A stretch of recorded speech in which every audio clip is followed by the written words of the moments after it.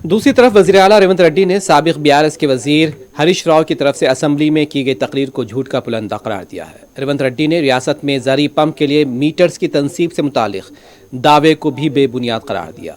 रेवंत रेड्डी ने कहा, रियासत के अवाम अपोजिशन बीआरएस पर भरोसा नहीं करते और इसी वजह से इंतखाबात में बीआरएस के खिलाफ वोट दिया गया और उसे इख्तिदार से बेदखल कर दिया गया।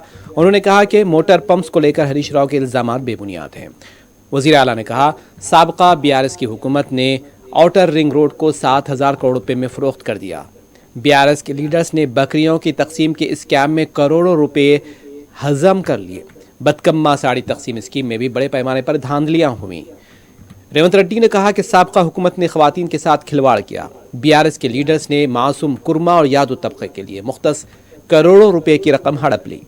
रेवंत रेड्डी ने कहा, साबका हुकूमत के दौर में जिन अराजियात को फ़रोख्त किया गया था, हम उसकी तफसीलात पेश करने के लिए तैयार हैं।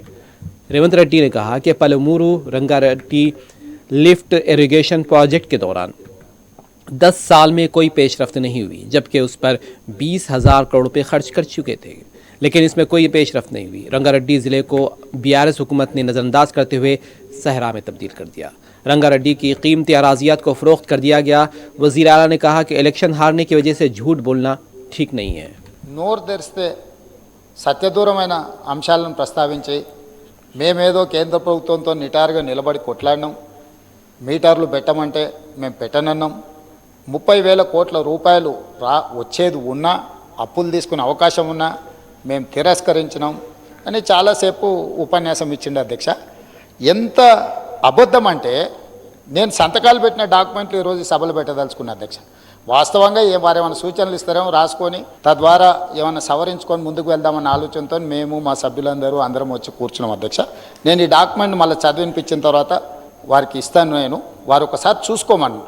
ఎందుకనంటే గతంలో చేసిన తప్పిదాలను కప్పిపుచ్చుకోవడానికి బయట బహిరంగ వేదికలలో అబద్ధాలు మాట్లాడితే పర్వాలేదు, కానీ సభలో కూడా అబద్ధాల ప్రాతిపదికన ఇంకా బుకాయించాలని చూడడం అనేది ఏమాత్రము సమంజసం కాదు. అందుకే ఈ రికార్డులను సవరించడానికి ఈ వాస్తవాలని, ఈ ఒప్పందాలను నేను ఈరోజు సభలో పెడుతున్నా అధ్యక్ష. Tripartite memorandum of understanding ministry of power, government of India and government of Telangana and Telangana state power distribution companies